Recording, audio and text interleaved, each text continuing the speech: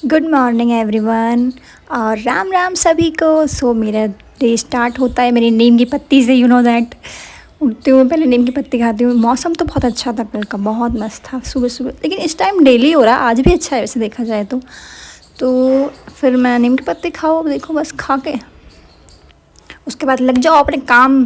काम वाली बाई बन जाऊँगी फिर मैं। 2 मिनट के लिए नहीं, 1 घंटे के लिए, 1 से 2 घंटे के लिए काम वाली बाई बनने के बाद फिर मैं ये कोमल दीदी को जा रही थी कि मैंने क्लिप बना ली।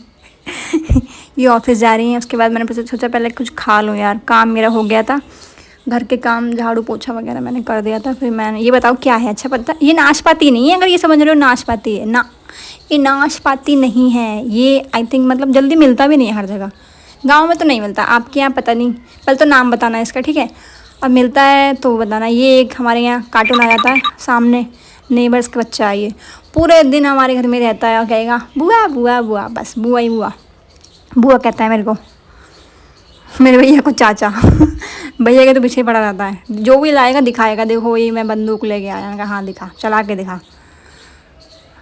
फिर मैं रेडी होके नहा ली थी, फिर मैं ये दवाई दिक्कत दे रही थी यार, ये मेरा हाथ दर्द हो रहा था मेरे ऊपर से, पता नहीं जब मर्जी यार सर में पेट में दर्द होने लगता है, तो मैंने दवाई ले आऊँ पहले जाके, तो अपनी फटफटिया बजाएंगे हम इस हाथ को दिखाने के लिए। ये पता नहीं कैसा हो रहा है यार, बेकार पे बेकार होता जा रहा है मेरा हाथ, बहुत दिक्कत दे रहा है। बताओ एक दाने ने मेरी ऐसी बुरी हालत कर दी यार, बहुत ज़्यादा।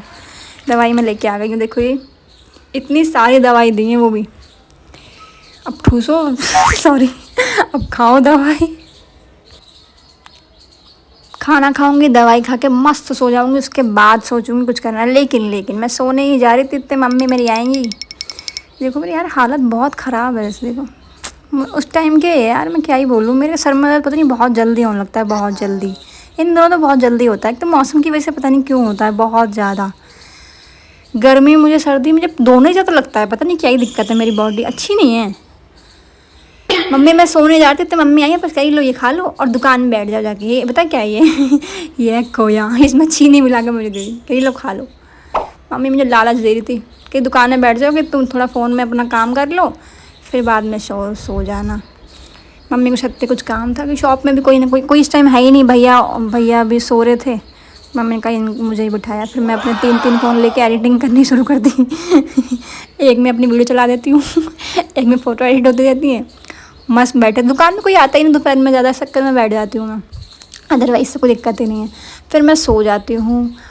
इसके बाद अब मैं खा के आराम से थोड़ी देर बैठती हूँ, उसके बाद फिर मैं रील्स की, देखो ये तैयार हुई, मम्मी ने मुझे साड़ी पहनाई। अब मैं खुद से सीखूँगी यार, मम्मी को भी नहीं आती। मम्मी मतलब मेरे को ना मेरी स्टाइलिश साड़ी नहीं पहना पाती, इसलिए मैं चाहती हूँ मेरे मन की साड़ी पहनना। अब मैं खुद से ही सीखूँगी।